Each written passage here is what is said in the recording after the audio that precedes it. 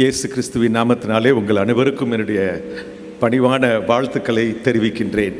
இந்த நாளிலே உங்கள் மத்தியிலே இருப்பதை குறித்து அதிக மகிழ்ச்சி அடைகிறேன். இந்த வாய்ப்பை எனக்கு தந்த அண்ணன்மார், ஆசீர்வாத இளைஞர் இயக்கத்தினுடைய மூத்த அண்ணன்மார் அவர்கள் ஒவ்வொருவருக்கும், ஆசீர்வாத இளைஞர் இயக்கத்தினுடைய தலைவர்கள் ஒவ்வொருவருக்கும் நான் நன்றியை தெரிவித்துக் கொள்கிறேன். இந்த வாய்ப்பை நான் ஒரு ஸ்லாக்கியமாக கருதுகிறேன். இந்த சித்தேரி மலையிலே காலடித்து வைத்தவர்கள் வந்த விதமாக திரும்பி போனதே கிடையாது. ஒவ்வொரு முறையும் ஒரு மனிதனோ, ஒரு வாலிபனோ, ஒரு இளைஞனோ அல்லது ஒரு சகோதரியோ இந்த சித்தேரி மலைக்கு வந்தார்களானால் அவருடைய வாழ்க்கை மாற்றப்பட்டு தான் அவர்கள் திரும்பி செல்வார்கள். 46 ஆண்டுகளுக்கு முன்பாக 1979ஆம் ஆண்டிலே முதல் முறையாக இந்த சித்தேரி மலையிலே நான் காலடி வைத்தேன். அப்படின்னா எனக்கு என்ன வயசு இருக்குன்னு நீங்கள் கணக்கு போட்டுக்கங்க. நான் ஒரு இளைஞனாக இருக்கும்போது இந்த சித்தேரி மலைக்கு முதல் முறையாக வந்தபோது என்னுடைய வாழ்க்கை மாறினது. என்னுடைய வாழ்க்கையை மாற்றின ஒரு இடத்திலே, எந்த இடத்திலே கர்த்தர் என்னை மிஷனரி பணிக்கு அழைத்தாரோ, யாரை அனுப்புவேன், யார் நமது காரியமாய் போவான் என்று கர்த்தர் என்னிடத்தில் தெளிவாக பேசினார். அன்றைக்கு என் வாழ்க்கையை ஒப்பு கொடுத்தேன். அந்த நாளிலிருந்து என் வாழ்க்கை முழுமையாக மாறிவிட்டது.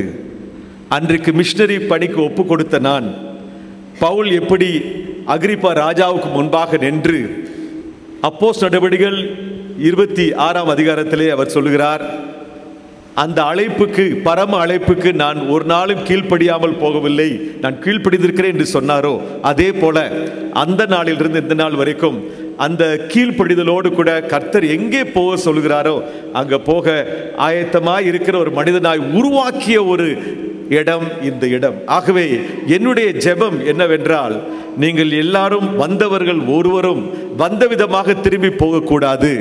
மாற்றப்பட்டவர்களாக, மிஷனரி பாரத்தை பெற்றுக்கொண்டவர்களாக, ஆத்தும பாரத்தினால் நிறைந்தவர்களாக, ஆத்தும ஆதாயர்களாக மாற்றப்பட்டு இந்த இடத்திலிருந்து நீங்கள் உங்கள் சொந்த ஊருக்கு சென்று அநேக ஆயிரக்கணக்கான ஆத்துமாக்களை கிறிஸ்துவுக்காக நீங்கள் ஆதாயம் பண்ண வேண்டும் என்பதுதான் என்னுடைய ஜெபம்.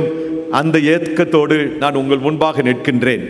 Every time I come and stand in a pulpit and begin to speak to a crowd, I believe that that's the last time I will be speaking. ஒவ்வொரு முறை பிரசங்கத்திற்காக வேதத்தை எடுத்து இப்படி பிரசங்கத்தில் நிற்கும் பொழுது அதுதான் எனக்கு கிடைக்கின்ற கடைசி வாய்ப்பு என்று நான் நினைப்பேன். நாளை இரவு நான் சிங்கப்பூருக்கு நான் செல்ல இருக்கின்றேன். நான் புறப்பட இருக்கின்ற அந்த விமானம் பத்திரமாய் சிங்கப்பூர் போய் சேரும் எனக்கு நம்பிக்கை இல்லை. இருக்கலாம், இல்லாமலும் போகலாம். And this could be my last sermon and last opportunity to speak to this crowd or to speak for my Lord. அந்த உணர்வோடு நான் பேசுகின்றேன். ஒருவேளை எனக்கு கடைசியாக இதுதான் ஒரு வாய்ப்பாக இருக்குமானால் நான் என்ன சொல்வேனோ, என்ன பேசுவேனோ அந்த வார்த்தைகளை இந்த மதிய நேரத்தில் உங்களோடு கூட நான் பகிர்ந்து கொள்கிறேன். காரணம் என்னவென்றால், வாழ்க்கை குறுகியது. I want to make 4 important statements. 4 முக்கியமான வரிகளை உங்கள் முன்பாக என்னுடைய முன்னுரையாக சொல்ல விரும்புகின்றேன். Life is short. வாழ்க்கை குறுகியது. வாழ்க்கை மிக மிக குறுகியது. எனக்கு அருமையான ஒரு 2 போதகர்கள், ஒரு போதகர் சிங்கப்பூரில் என்னோடு கூட இருக்கிறார். அவருடைய மனைவி பிரான்ஸ் தேசத்திற்கு சென்று விட்டு விடுமுறையை கழித்து விட்டு கணவனோடு கூட விமானத்திலே வந்து கொண்டிருக்கிறார். வரும்பொழுது இதயத்திலே ஒரு வேதனை, ஒரு எரிச்சல் ஏற்படுகிறது. கணவன் சொல்கிறார், சுவிட்சர்லாந்திலே நிறுத்திவிட்டு சிகிச்சை பெற்றுவிட்டு நாம் சிங்கப்பூருக்கு போகலாம் என்று சொல்லுகிறார். மனைவி சொல்லுகிறார், இல்லை, நாம் சிங்கப்பூருக்கு போய்விடுவோம் என்று சொல்லுகிறாள். ஆகவே சிங்கப்பூரை நோக்கி வருகிறார்கள். 3 மணி நேரத்திலே சிங்கப்பூரிலே அந்த விமானம் தரையிறங்க வேண்டும். திடீரென்று சொல்லி அவளுடைய வேதனை அதிகமாகிறது. கணவன் இப்படி உட்கார்ந்து இருக்கிறார், மனைவி பக்கத்திலே இறந்து போகிறார்.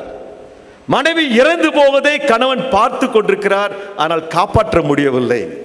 ஒரு மருத்துவரை அழைக்கிறார்கள். அந்த விமானத்தில் இருந்தார். அவர் அழைத்து எப்படியாவது சிகிச்சை கொடுங்கள் என்று சொன்னார். அவர் சிகிச்சை கொடுக்க குடிந்த போது அந்த பெண் மறைந்து விட்டார். எனக்கு நன்றாக தெரிந்த அறிமுகமான ஒரு சகோதரி. இன்னொரு சகோதரன் சிங்கப்பூரிலே இறையியல் கல்லூரியிலே படிக்க வந்தவர். அவருடைய மனைவி ஒரு ஜெப கூட்டத்தை நடத்தி கொண்டிருந்தார். ஜெபத்தை நடத்தி கொண்டிருக்கிறார். ஜூம்ல எல்லாரும் அந்த ஜெபத்திலே கலந்து கொண்டிருக்கிறார்கள். அவர்கள் இறந்து போகிறார்கள். ஜூம்ல ஜெபத்தை நடத்தி கொண்டிருக்கும் போது, நான் பிரசங்கித்துக் கொண்டிருக்கிறேன், இந்த வார்த்தையை பேசிக் கொண்டிருக்கும் போது எனக்கு மரணம் வராது என்று நான் உறுதியாய் சொல்ல முடியாது. I can die even now as I am preaching the word of God. It's not because I am in good health that I will be alive.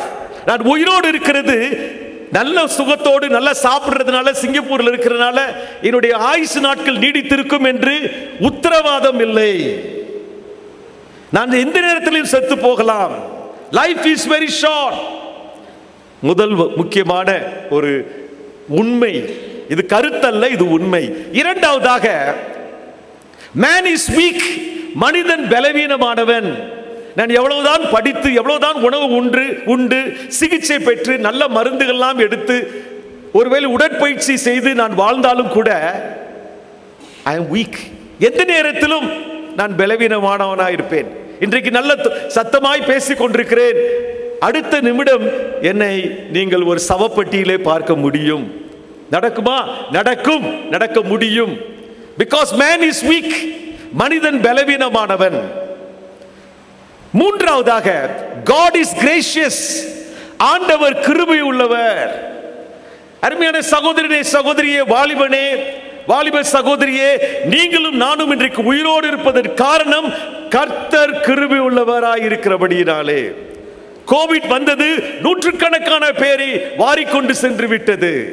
ஆனால் அதெல்லாம் தப்பித்து இன்றைக்கு நீங்களும் நானும் உயிரோடு இருப்பதற்கு காரணம் செத்தவர்கள் எல்லாரும் பாவிகளாய் இருந்ததினால் அல்ல. நீங்களும் நானும் உயிரோடு இருப்பதற்கு காரணம் நாம் பரிசுத்தவான்களாய் இருப்பதனால் அல்ல, அவருடைய கிருபையினாலே நிற்கின்றோம். It's all because of the grace of God that you and I are alive today. It's all because of the grace of God. ஆண்டவருடைய கிருபையினாலே நீங்களும் நானும் இன்றைக்கு உயிரோடு இருக்கிறோம். அநேக சமயத்திலே we take God's grace for granted. ஆண்டவருடைய கிருபையை அசால்ட்டாக எடுத்துக்கொள்கிறோம். அருமையான சகோதரியே, நான் எடுத்துக்கொள்வதே இல்லை. God is gracious. மூன்றாவதாக. நான்காவதாக, இதான் முக்கியமான வரி. In life there will always be many things to do, but not everything God wants you to do always. வாழ்க்கையிலே செய்வதற்கு அநேக காரியங்கள் எப்பொழுதும் இருக்கும். அவை எல்லாவற்றையும் எப்போதும் நீங்களும் நானும் செய்ய வேண்டும் என்பது ஆண்டவருடைய விருப்பம் அல்ல. இந்த வயதிலே, இந்த நேரத்திலே நான் என்ன செய்ய வேண்டும் அதை நான் செய்தால் மட்டுமே என் மரணம் வரும் பொழுது நான் சந்தோஷமாக என் வாழ்க்கையை முடிக்க முடியும். Have I done what God has called me to do? என்னை உலகத்திற்கு ஆண்டவர் அனுப்பினாரே, அந்த நோக்கத்தை நான் நிறைவேற்றி விட்டேனா? இன்றைக்கு எனக்கு சாவு வருமானால் நான் செய்ய வேண்டிய வேலையை முடித்து விட்டேனா என்ற கேள்வியை கேட்க வேண்டும். ஆகவே நீங்களும் நானும் உயிரோடு இருப்பதற்கு பல காரணங்கள் இருக்கலாம். ஆனால் ஒரு முக்கியமான காரணம், நான் கிறிஸ்தவனானதற்கு, கிறிஸ்துவை அறியாதவர்களுக்கு சுவிசேஷத்தை அறிவிப்பதற்காக தான் ஆண்டவர் உயிரோடு வைத்திருக்கிறார். என் மூலமாக என்னிலே ஆண்டவர் முடிக்க வேண்டிய வேலை இன்னும் முடியவில்லை. ஆகவே ஒவ்வொரு நிமிடமும் எனக்கு முக்கியம். Every minute is precious for me. I cannot waste my life. I cannot waste my time. என் நாட்களை, என் நேரத்தை, என் நிமிடங்களை நான் வீணடிக்கவே முடியாது. ஆகவே அருமையான சகோதரனே, அடிக்கடி நான் ஜெபிக்கும் போது எனக்கு வருகிற 3 காட்சிகள் என்னவென்றால், ஒரு பக்கத்திலே இயேசுவை அறியாத மக்கள் நரகத்தை நோக்கி ஓடிக்கொண்டிருக்கிறார்கள். People who do not know Christ, but they are going to Christless eternity. கிறிஸ்துவற்ற கல்லறை நோக்கி ஓடிக்கொண்டிருக்கிற ஆயிரக்கணக்கான மக்கள் ஒரு பக்கம். இன்னொரு பக்கம் இயேசுவை அறிந்தவர்கள், இயேசுவே ஒரே வழி என்று அறிந்தவர்கள், இயேசுவே ஒரே இரட்சகர் என்று அறிந்தவர்கள், ஆனால் அந்த செய்தியை சொல்ல தவறினவர்கள். இன்னொரு கூட்டம். மூன்றாவது கூட்டம் என்ன? இந்த 2 கூட்டத்தையும் பார்த்து கண்ணீர் வடித்துக் கொண்டிருக்கிற இயேசு, நரகத்தை நோக்கி ஓடிக்கொண்டிருக்கிற மக்களை பார்த்து இயேசு கண்ணீர் வடித்துக் கொண்டிருக்கிறார். காரணம், அவர்களுக்கு சுவிசேஷத்தை அறிவிப்பதற்கு யாரும் இல்லையே என்று கதறுகிறார். இன்னொரு கூட்ட மக்கள் இயேசுவை அறிந்திருந்தும், இயேசுவை ருசி பார்த்திருந்தும் அந்த சத்தியத்தை சொல்லாமல் தூங்கிக் கொண்டிருக்கிறார்கள். ஏனோதானோ என்று வாழ்ந்து கொண்டிருக்கிறார்கள், தங்களுக்காக வாழ்ந்து கொண்டிருக்கிறார்கள். எந்த இயேசு அவர்களை ரட்சித்தாரோ, அவருடைய பாவத்தை மன்னித்தாரோ, அந்த இயேசுவுக்கு உண்மையாக அவருடைய சத்தியத்தை அறிவிப்பதற்கு தயாராக இல்லாமல் தூங்கி கொண்டிருக்கிறார்கள், தங்களுடைய வேலையை பார்த்து கொண்டிருக்கிறார்கள். இந்த ரெண்டு காட்சியும் பார்த்து மூன்றாவதாக இயேசு அழுது கொண்டிருக்கிறார். இந்த காட்சி தான் என்ன இன்றைக்கு வரைக்கும் மிஷனரியாக வைத்திருக்கிறது. சிங்கப்பூர் அரசாங்கமே கூப்பிட்டது. ஒரு அமைச்சர் என்னை தொலைபேசியிலே தொடர்பு கொண்டு, அரசாங்கத்திற்கு வாருங்கள், உங்களுக்கு எவ்வளவு சம்பளம் வேணும்னு சொல்லுங்கன்னு கேட்டார்கள். நான் சொன்னேன், when God calls me to be a missionary, I will not stoop down to be a king in this world. ஆண்டவர் என்னை மிஷனரியாக அழைத்திருக்கும் போது, அரசாங்கம் என்னை ஒரு பெரிய அதிகாரியாக பணியாற்ற அழைத்தாலும் அதற்கு கீழே இறங்கி வர மாட்டேன். நான் பெரிய வேலையை செய்து கொண்டிருக்கிறேன், ராஜாவுக்கு ஊழியம் செய்கிறேன், ராஜாவுக்காக ஆத்துமாக்களை ஆதாயம் பண்ணுகிறேன். அந்த பணிக்கு நிகராக வேறு எந்த ஒரு வேலையும் உலகத்தில் எனக்கு இல்லை என்று சொல்லி 2008ஆம் ஆண்டு ஒரு அமைச்சர் இடத்துல பேசின போது நான் சொன்னேன், அருமையானவர்களே, ஆண்டவருடைய மிஷனரியாக அழைத்திருக்கிறார், மிஷனரியாக ஆத்துமாதாயகனாக இருப்பேன், அவருக்காகவே சாவேன், மிஷனரி பணித்தளத்திலே என்னுடைய கல்லறை இருக்கும், அதுதான் என்னுடைய ஆசை. இறுதி மட்டும் ஆண்டவருக்காக உண்மையாக ஆத்தும ஆதாயகனாக இருப்பேன். இதெல்லாம் எங்கு படித்தேன்? இந்த ஆசீர்வாத இளைஞர் இயக்கத்தில் படித்தேன். இந்த அண்ணன்மார் எனக்கு கற்றுக் கொடுத்தார்கள். அவர்கள் என்னை வழிநடத்தாவிட்டால் இன்றைக்கு உங்கள் முன்பாக இருக்க மாட்டேன். இந்த சித்தேரி மலை எனக்கு சுவிசேஷ மிஷனரி பாரத்தை என்னுடைய இருதயத்தில் ஊற்றினது, என்னை மாற்றினது. அருமையானவர்களே, உங்கள் வாழ்க்கையை மாற வேண்டும் என்பதுதான் ஆண்டவருடைய விருப்பம். நம்முடைய தலைப்பு பரிசுத்தமும் ஆத்தும ஆதாயமும். இதுதான் நம்முடைய தலைப்பு. இதுல ஒரு முக்கியமான இன்னொரு வார்த்தையை சேர்த்திருக்கிறார்கள். It's a revival retreat. Revival. ஏன் என்று சொன்னால், இன்றைக்கு ஏன் மிஷனரி பாரம் நமக்குள்ளாக இல்லை என்று சொன்னால், நமக்குள்ளாக ஒரு எழுப்புதல் இல்லை. When there is a revival in you, you will be a person reaching out to other people. Revival and reaching out to other people go together. எழுப்புதல் வரும் பொழுது சாதாரண மனிதனாக நீங்கள் இருக்க மாட்டீர்கள், சாதாரண மனிதனாக இருக்க மாட்டீர்கள். This is a revival retreat. Holiness and soul winning is to revive us. பரிசுத்தமும் இந்த ரிவைவல் ரெட்ரீட் எதற்காக? நாம் பரிசுத்த கருவிகளாக ஆத்தும ஆதாயங்களாக மாறுவதற்காக தான். இந்த இடத்தை விட்டு நீங்கள் போகும்போது ஆத்தும பாரம் உள்ளவர்களாக, பரிசுத்த கருவிகளாக, ஆண்டவராக வல்லமையாக பயன்படுத்தக்கூடிய ஆயுதமாக மாற வேண்டும் என்பதுதான் ஆசீர்வாத இளைஞர் இயக்கத்தினுடைய ஒரே விருப்பம். வேற எஜெண்டாவே இல்லைங்க. ஒவ்வொருவரும் இயேசுவுக்கு ஆத்தும ஆதாயங்களாக மாற வேண்டும் என்பது ஆண்டவருடைய விருப்பமாக இருக்கிறது. இந்த இடத்திலே ஒரு படத்தை பார்க்க, ஒரு போதகர் அமெரிக்காவிலே தன்னுடைய சபை ஆலயத்திற்கு வெளியிலே ஒரு போர்டு போட்டிருந்தாராம். அந்த போர்டில் என்ன எழுதியிருந்ததா? The church needs revival or funeral என்று எழுதியிருந்தாராம். இந்த சபைக்கு ஒன்று அடக்க ஆராதனை தேவை, இல்லாவிட்டால் எழுப்புதல் தேவை. அருமையான சகோதரனே, உங்களுக்கு எனக்கு என்ன தேவைன்னா, ஒண்ணு அடக்க ஆராதனை, நம்மள அடக்கம் பண்ணி புதைச்சிடணும், இல்லைன்னா எழுப்புதல் தேவை. எழுப்புதல் இல்லாமல் வாழுகிற ஒரு கிறிஸ்தவன் வீணடித்துக் கொண்டிருக்கிறான் தன் வாழ்க்கையை. ஆகவே உங்களுக்கும் எனக்கும், இன்றைக்கு சபைக்கும் கிறிஸ்தவர்களுக்கும் கிறிஸ்தவ சமுதாயத்திற்கும் தேவை என்ன தெரியுமா? எழுப்புதல் தேவை. எழுப்புதல் என்று சொன்னால் என்ன? What is revival? Revival is returning and recovery of life from death or apparent death. அதாவது செத்து கொண்டிருக்கிற ஒரு மனிதன், இல்லாவிட்டால் சாக போற ஒரு மனிதனுக்கு மீண்டும் உயிரை கொடுத்து அவனை உயிர் மீட்சி அடைய செய்வதுதான் எழுப்புதல் என்று சொல்லி அர்த்தம். வாலிஸ் என்ற ஒரு தேவ பக்தன் தான் எழுதின புத்தகத்திலே இந்த டே ஆஃப் தை பவர் இப்படி சொல்கிறார்: revival is necessary to counteract spiritual decline. அருமையானவர்களே, எழுப்புதல் அடைந்தவர்கள் ஆவிக்குரிய வாழ்க்கையிலே வளர்கிறவர்களாக இருப்பார்கள். they will not decline but they will be growing in spirituality, because the productivity of a Christian depends on the spirituality of a Christian. ஒரு கிறிஸ்தவனுடைய உற்பத்தி வேகம் எதை பொறுத்திருக்கிறது என்று சொன்னால், அவருடைய ஆவிக்குரிய தரத்தை பொறுத்திருக்கிறது.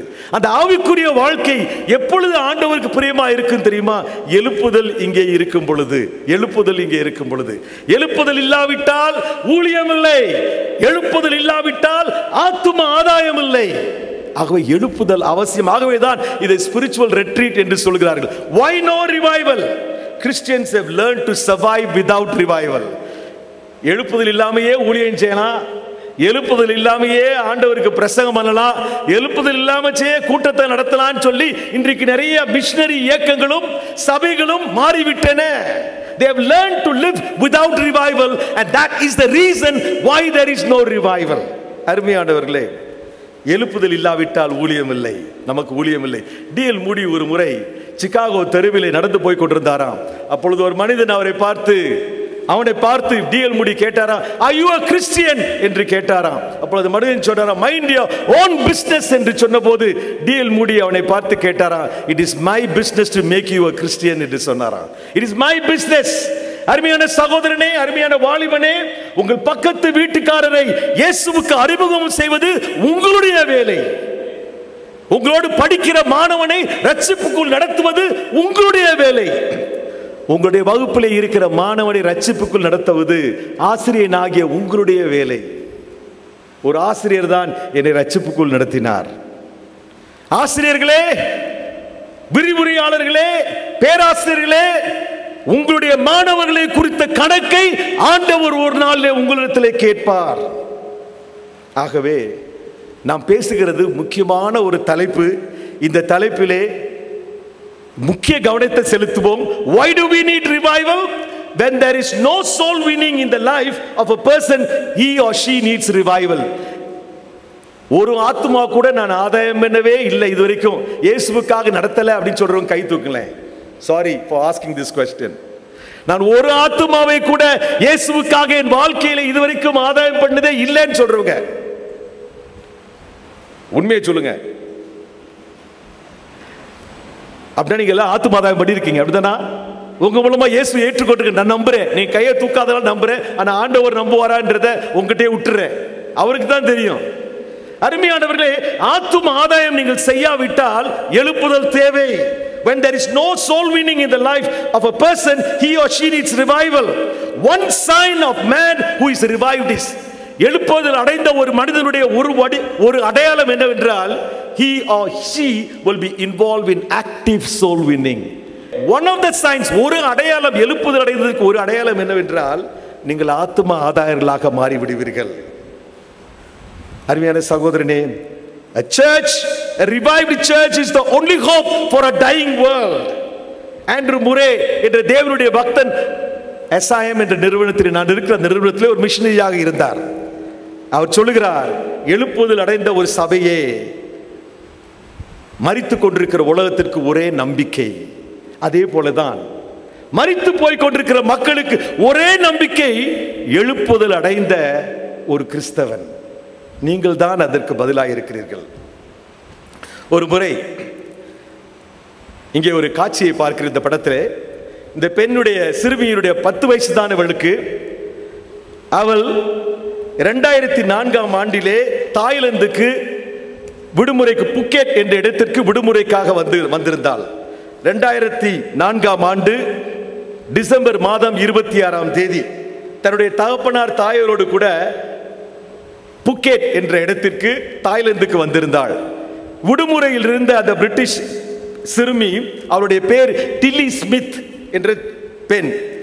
அவள் என்ன செய்கிறார், அந்த கடற்கரையிலே விளையாடி கொண்டிருக்கும் போது திடீரென்று சொல்லி தண்ணீர் அப்படியே உள்வாங்குவதை பார்த்தார். உள்வாங்குவதை, கரையில் இருந்த தண்ணீர் அப்படியே உள்வாங்கி பின்னாடி போவதை பார்த்தபோது அவளுக்கு ஞாபகம் வருகிறது, அவளுடைய ஜியோகிராஃபி கிளாஸ்ல டீச்சர் சொல்லி கொடுத்தாங்க. என்ன சொல்லி கொடுத்தாங்கன்னா, எப்பொழுதெல்லாம் கடல் உள்வாங்குகிற தண்ணீரை உள்வாங்குகிறதோ அது சுனாமி வருவதற்கு அடையாளம் என்று சொல்லி அவள் படித்தது ஞாபகம் வந்த உடனே வேகமாக ஓடி சென்று அவள் என்ன செய்தாலாம், தன்னுடைய அறையிலே தூங்கிக் கொண்டிருந்த, அந்த ஹோட்டலில் தூங்கிக் கொண்டிருந்த அப்பா அம்மாவை பார்த்து, எல்லாம் எந்திரிச்சிருங்க எந்திரிச்சிருங்க, சுனாமி வரப்போகிறது, அழிவு வருகிறது என்று சொல்லி கதறினாலாம். 100 பேர் அன்றைக்கு தப்பித்தார்கள். ஆனால் தூங்கிக் கொண்டிருந்த அநேகர், 1000 பேர் இறந்து போனார்கள். அந்த 100 பேர் தப்பித்ததற்கு காரணம் அந்த ஒரு சிறுமிதான், 10 வயது சிறுமி. அவள் எழுப்பி அவருடைய உயிரை எல்லாம் காப்பாற்றினாள். அருமையானவர்களே, நரகம் என்று ஒரு இடம் இருக்கிறது, பாதாளம் என்று ஒரு இடம் இருக்கிறது. இயேசுவை ஏற்றுக்கொள்ளாதவர்களுக்கு பாதாளம் காத்திருக்கிறது, இயேசுவை ஏற்றுக்கொண்டவர்களுக்கு பரலோகம் காத்து கொண்டிருக்கிறது. ஆனா இந்த செய்தியை தெரியாம நிறைய பேர் இருக்கிறாங்க. அந்த எச்சரிப்பின் செய்தியை கொடுப்பதுதான் சுவிசேஷ பணி. அதுதான் அந்த செய்தி. நற்செய்தி என்ன? நீங்கள் பாதாளத்திற்கு போக வேண்டியதில்லை, பரலோகத்திற்கு போவதற்கு இயேசுவே ஒரே வழி, அவருக்கு உள்ளத்திலே இடம் கொடுங்கள் என்று சொல்வதுதான் நற்செய்தி. அதை சொல்ல அந்த பெண் சொன்னால் 100 பேர் காப்பாற்றப்பட்டார்கள். அருமையான சகோதரனே சகோதரியே, நீங்களும் நானும் சிங்கப்பூரில் ஸ்ட்ரேட்ஸ் டைம்ஸ் என்ற பத்திரிகையிலே ஒரு பெயர் போட்டார்கள் அவளுக்கு. The angel of the beach என்று சொன்னார்கள். 10 வயது குழந்தை, angel of the beach அப்படின்னா ஒரு தேவதூதரை போல வந்து 100 பேருடைய வாழ்க்கையை அவள் காப்பாற்றினாள். அன்றைக்கு உங்கள் மூலமாக ஆயிரக்கணக்கான மக்கள் இந்தியாவிலே காப்பாற்றப்பட முடியும், நரகத்திலிருந்து காப்பாற்றப்பட முடியும். சுவிசேஷத்தை மட்டும் அறிவிப்போம் என்று சொன்னால். ஆகவே சுவிசேஷ பணி, ஆத்துமாதாய பணி என்று சொன்னால் என்ன? ரிச்சர்ட் ரெய்னார்ட் போங்கே என்ற தேவனுடைய பக்தன் என்று சொல்கிறார், we are to plunder hell and populate heaven. சுவிசேஷ பணி என்று சொன்னால் என்ன? நரகத்தை கொள்ளையடித்து சொர்க்கத்தை நிரப்புவதுதான் சுவிசேஷ பணி. நரகத்தை கொள்ளையடித்து, the devil is planning to take millions of people to hell, and when you are a soul winner, you plunder them and you populate them in heaven. That is evangelism, that is soul winning. சுவிசேஷ பணி என்று சொன்னால் என்ன? நரகத்தை கொள்ளையடித்து, நரகத்திற்கு போர்களை பாதுகாத்து சொர்க்கத்திலே நிரப்புவதுதான் சுவிசேஷ பணி. அருமையான சகோதரனே சகோதரியே, if you as a Christian fail to do this, you are defeating the purpose why Jesus saved you. இயேசு உங்களை எதற்காக ரட்சித்தாரோ அந்த நோக்கத்தையே முறியடிக்கிறீர்கள். எப்பொழுது? நரகத்துக்கு போகிறவர்களை காப்பாற்றி பரலோகத்திலே சேர்க்க தவறும் பொழுது. இன்னொரு தேவனுடைய பக்தன் ஜான் வெஸ்லி, மெத்தடிஸ்ட் திருச்சபையினுடைய நிறுவனர் சொல்கிறார், you have only one business on earth, to save souls. ஆத்துமாக்களை ஆதாயம் பண்ணுவதுதான் உன்னுடைய ஒரே வேலை என்று சொல்கிறார். அதே ஜான் வெஸ்லி சொல்கிறார், you have nothing to do but to save souls, therefore spend and be spent in this work. அதிலே உன்னை ஆத்துமாக்களை காப்பாற்றுவதை தவிர உங்களுக்கு வேறு வேலை இல்லை. எனவே இந்த வேளையில் செலவு பண்ணவும் செலவு பண்ணப்படவும் விரும்புங்கள் என்று சொல்லுகிறார். ஏன் நான் பேசிட்டு இருக்கிறேன்? I am spending my life. There is only one life. C.T. Studd சொன்னார், there is only one life. That life will soon pass away. What you do for Christ will only last. உங்கள் வாழ்க்கை எந்த நேரத்திலும் முடிவுக்கு வரும். அவள் கிறிஸ்துவுக்காக என்ன செய்துகிறோமோ அதுதான் நிலைத்து நிற்கும். அருமையானவர்களே, இந்த முகாமினுடைய ஒரே ஒரு நோக்கம், நீங்கள் செலவு பண்ணுகிறவர்களாகவும் உங்கள் வாழ்க்கையை கிறிஸ்துவுக்காக ஆத்துமாக்களுக்காக செலவு பண்ணுகிறவராகவும் செலவு பண்ணப்படும் அர்ப்பணிக்க நீங்கள் வேண்டும் என்பது ஒரே நோக்கத்திற்காக தான். Evangelist once Horner சொல்லுகிறார், evangelism is to Christianity what veins are to the bodies. You can cut Christianity anywhere and it will bleed evangelism. It is our business. எப்படி சொல்றார் பாருங்க. கிறிஸ்தவத்தை உடல்களுக்கு நரம்புகள் இருப்பது போல கிறிஸ்தவத்திற்கு சுவிசேஷ பிரசங்கமும் இருக்கிறது. கிறிஸ்தவத்தை எங்கே வெட்டினாலும் என்ன வருமா? சுவிசேஷ பணிதான் வருமா, சுவிசேஷம் என்று வருமா, சுவிசேஷ செய்திதான் வருமா. அதுதான் நம்முடைய வேலை என்று சொல்கிறார். You cannot be a Christian without being a soul winner. ஒரு ஆத்தும ஆதாயகனாக இல்லாமல் நீங்கள் கிறிஸ்தவராக இருக்கவே முடியாது. If you are a Christian without soul winning, you are a contradiction. முரண்பாடுள்ள ஒரு மனிதராக இருப்பீர்கள். காரணம் என்ன தெரியுமா? கிறிஸ்து எதற்காக வந்தார்? ஆத்தும ஆதாயம் பண்ணுவதற்காக, ஆத்துமாக்களுக்கு ஜீவனை கொடுப்பதற்காக. நீங்களும் நானும் எதற்காக ரட்சிக்கப்பட்டிருக்கிறோம்? இயேசுவை அறியாதவர்களுக்கு சுவிசேஷத்தை அறிவிப்பதற்காக. ஆகவேதான் the primary purpose of the church, of a Christian. C.S. Lewis, one of the greatest statesmen and one of the greatest thinkers of all times, அவர் சொல்றார் பாருங்க, church exists for nothing else but to draw men into Christ and to make them little Christ. சபை இருப்பதற்கு ஒரே ஒரு நோக்கம்தானா? எதுக்காகவா? வெளியில உள்ளவங்களை சபைக்குள்ள கொண்டு வந்து அவங்கள குட்டி கிறிஸ்துவுக்காக மாற்றுவதான். உங்க பக்கத்தில் இருக்கிற குட்டி கிறிஸ்துவா இருக்காருன்னு பாருங்க. உங்க பக்கத்தில் உட்காந்துருக்காரு. சில சமயம் குட்டி சாத்தான் மாதிரி இருக்கான் யார் நம்ம சொல்றோம். குட்டி சாத்தான் சபைக்குள்ள இருக்கிறவங்களாம் குட்டி சாத்தானா இருக்காங்க. குட்டி கிறிஸ்துவர்களாக மாற்றுவதற்கு தான் நம்ம சபை இருக்கிறதா? சபை அதை செய்கிறதா? சபையின் தலைவராக இருந்து நாம் செய்கிறோமா? சபையிலே உறுப்பினர்களாக இருக்கிற நம்ம செய்கிறோம், மேய்ப்பர்களாக இருக்கிறோம் செய்கிறோமா? If they are not doing that, அதை அவர்கள் செய்யாவிட்டால் all the cathedrals, clergy, mission, sermons all are waste of time. தமிழ்ல போடுறேன், சபை வேறு எதற்காகவும் இல்லை, மனிதர்களை கிறிஸ்துவிடம் ஈர்க்கவும் அவர்களை சிறிய கிறிஸ்துக்களாக ஆக்கவுமே.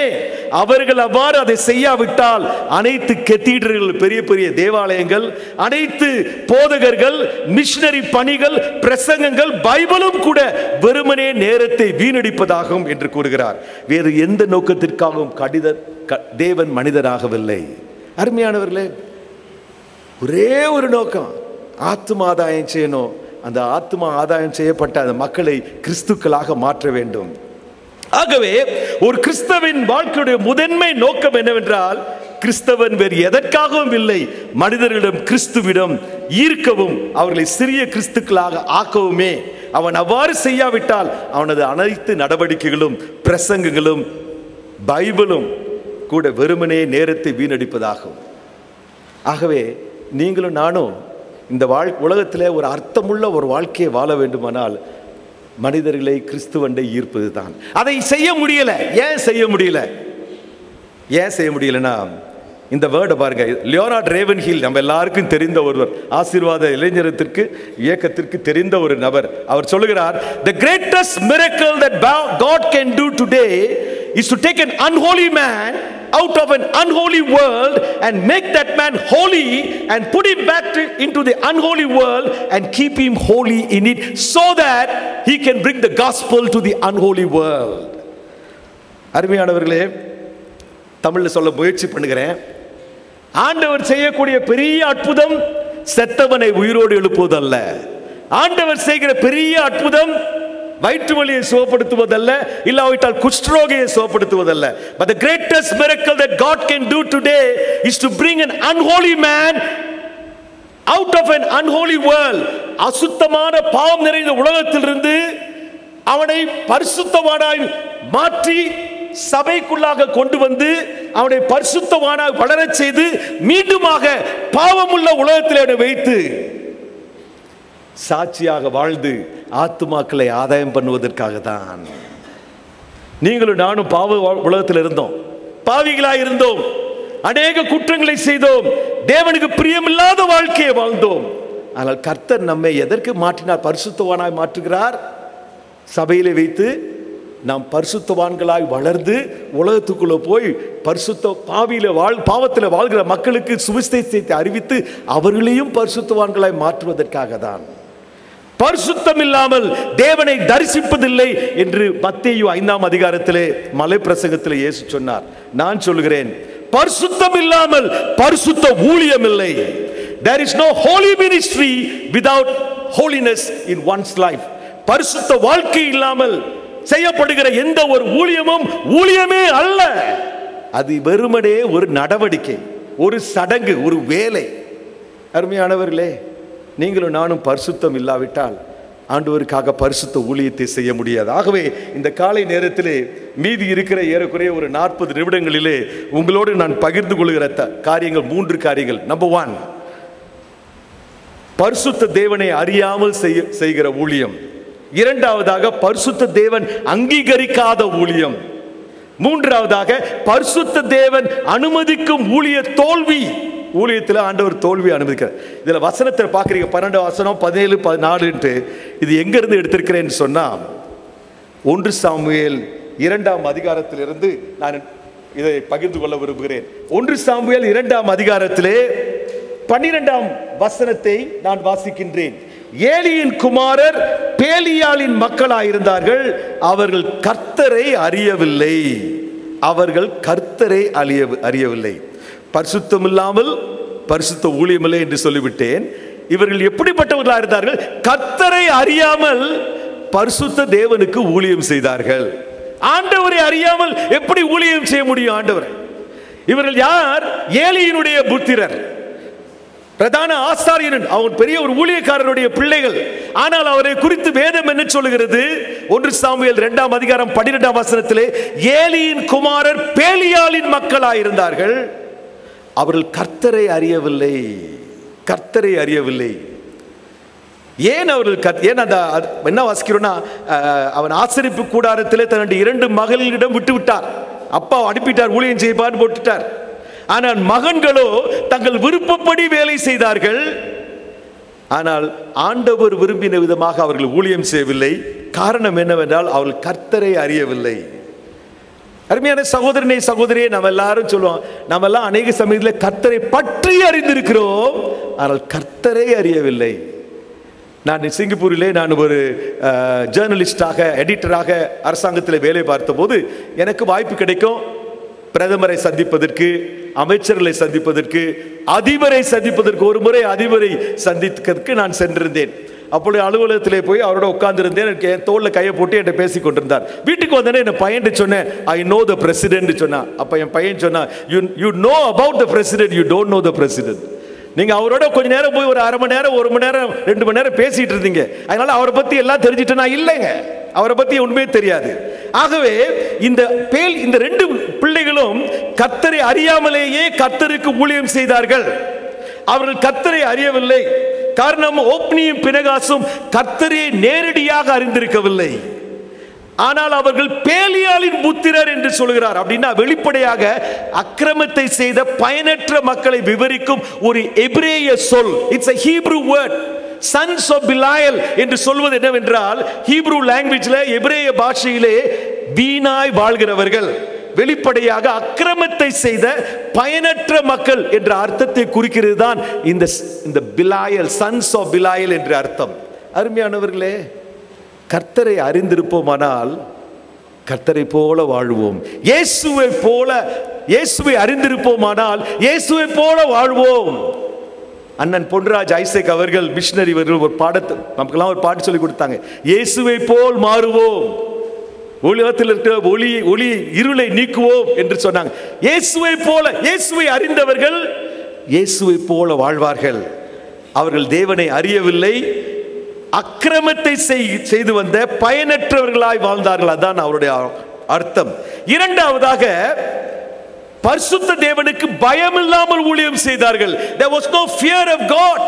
கர்த்தருக்கு பயப்படுகிற பயமே இல்லை. அருமையானவர்களே, இங்கே நின்று நான் பேசிக் கொண்டிருக்கும் போது எனக்கு பயத்தோடு நடுக்கத்தோடு பேசுகிறேன். கையிலே பரிசுத்த வேத புத்தகம், நான் பிரசங்கிக்கிற தேவன் பரிசுத்த தேவன், பிரசங்க பீடம் பரிசுத்தமானது, பரிசுத்த வார்த்தைகளை பேசிக் கொண்டிருக்கிறேன். ஆகவே நான் நடுக்கத்தோடு பயத்தோடு இருக்கிறேன். பயம் இல்லாமல் அநேகர் இன்றைக்கு ஊழியம் செய்து கொண்டிருக்கிறார்கள். சாமுவேல் 1 சாமுவேல் 2ஆம் அதிகாரம் 13ஆம் 14ஆம் வசனத்திலே அந்த ஆசாரியர்கள் ஜனங்களை நடப்பித்த விதம் என்னவென்றால், எவனாகிலும் ஒரு பலியை செலுத்தும் காலத்தில் இறைச்சி வேகும் போது ஆசாரியருடைய வேலைக்காரன் 3 கோருள்ள ஒரு ஆயுதத்தை தன் கையில் பிடித்து வந்து அதனாலே கொப்பரையிலாவது, பானையிலாவது, சர்வத்திலாவது, சட்டியிலாவது குத்துவான். அந்த ஆயுதத்தில் வருகிறதை எல்லாம் ஆசாரியன் எடுத்துக்கொள்வான். அப்படி அங்கே சீலோவில் வருகிற இஸ்ரவேலுக்கு எல்லாரும் கடவுளுக்கு பயப்படாம ஊழியம் செய்யறது. பரிசுத்த வார்த்தை பிரசங்கிக்கப்படும் போது வேடிக்கை பார்த்து கொண்டிருப்பது, ஆண்டவருடைய பிரசங்கம் செய்யப்படும் பொழுது வாட்ஸ்அப் அனுப்பி கொண்டிருக்கிறது காதலிக்கு, காதலனுக்கு. எங்க கர்த்தருக்கு பயப்படுற பயம் இருக்கு இன்னைக்கு சபையில? அநேகருக்கு கர்த்தருக்கு பயப்படுகிற பயமே இல்லை.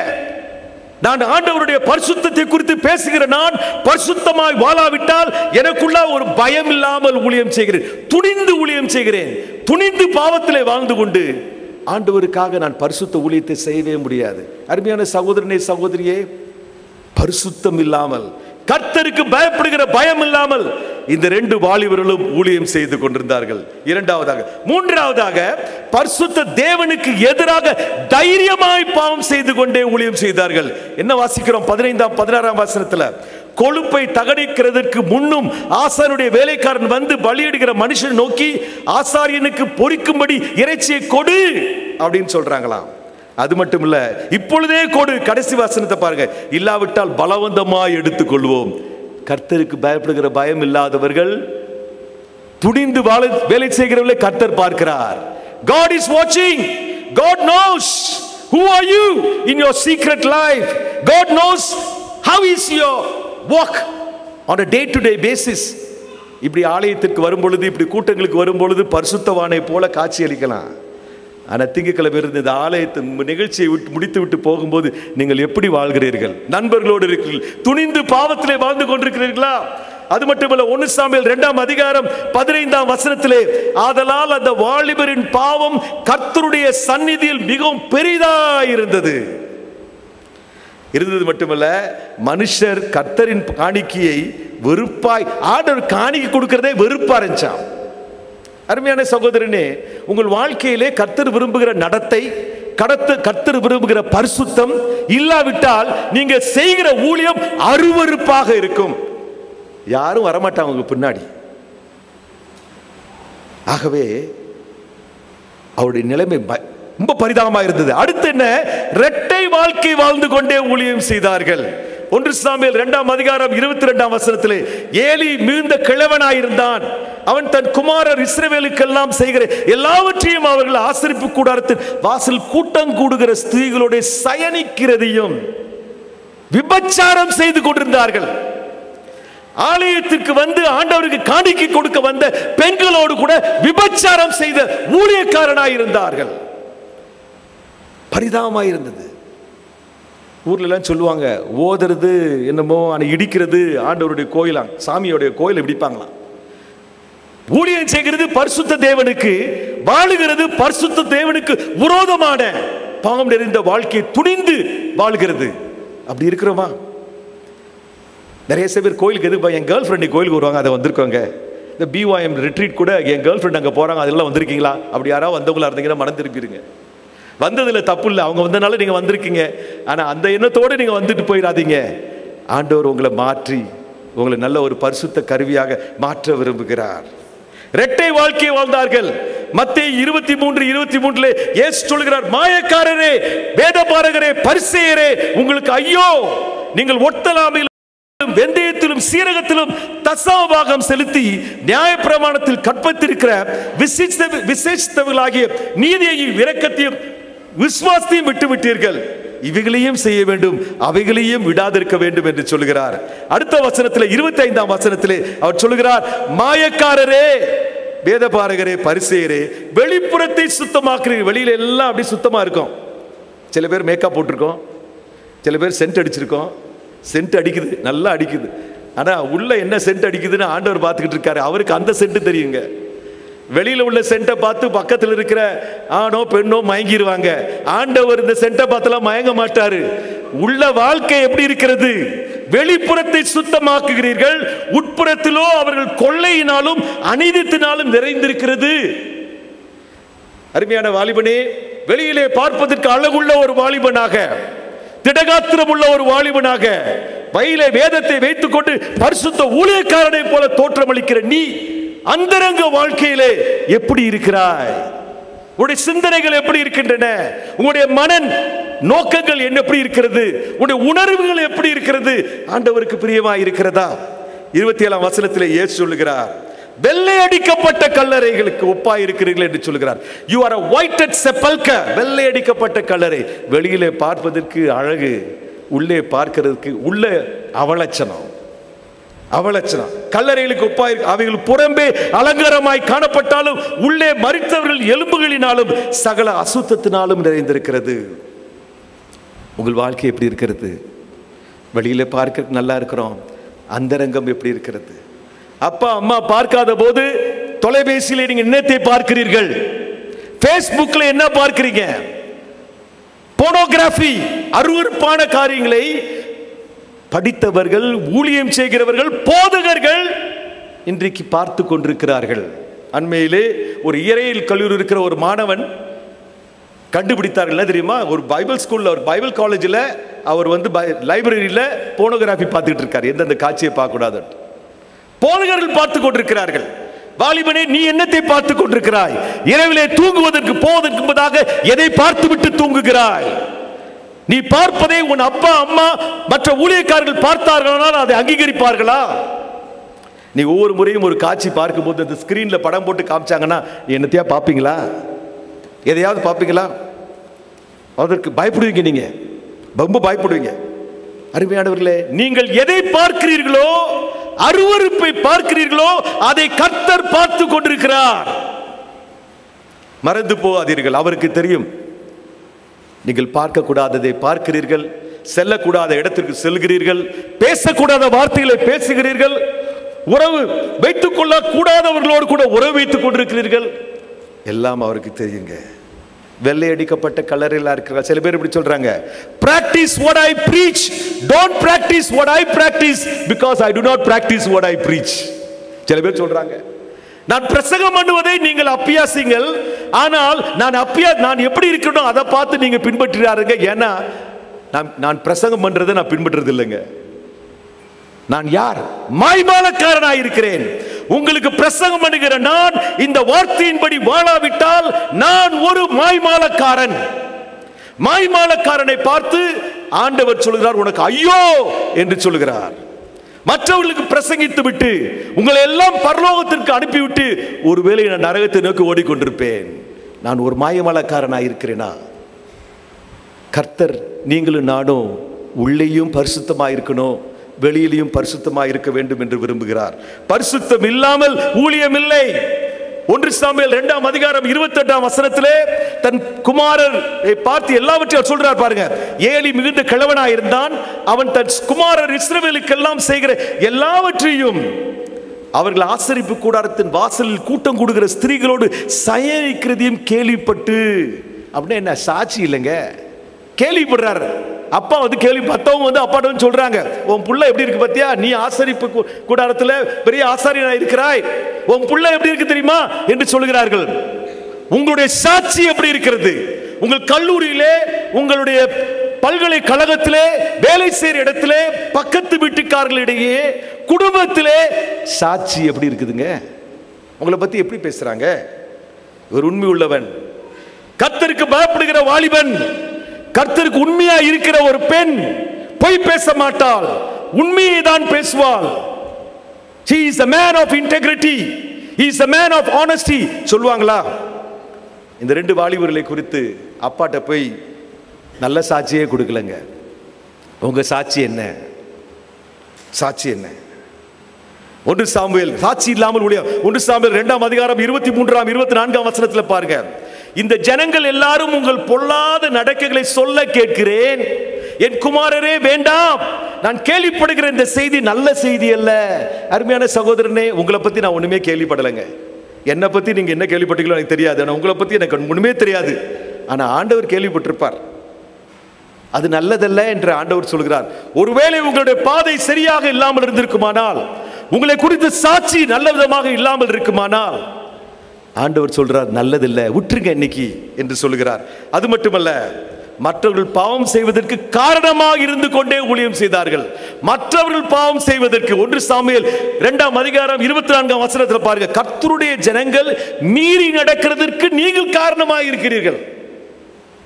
இன்னைக்கு நான் பிரசங்கம் பண்றேன் வச்சுங்களேன், பாருங்க, நான் பிரசங்கம் பண்றேன், நீங்க பிரசங்கத்தை கேட்டுட்டு நீங்க ஆண்டவரை ஏற்றுக்கொள்றீங்க.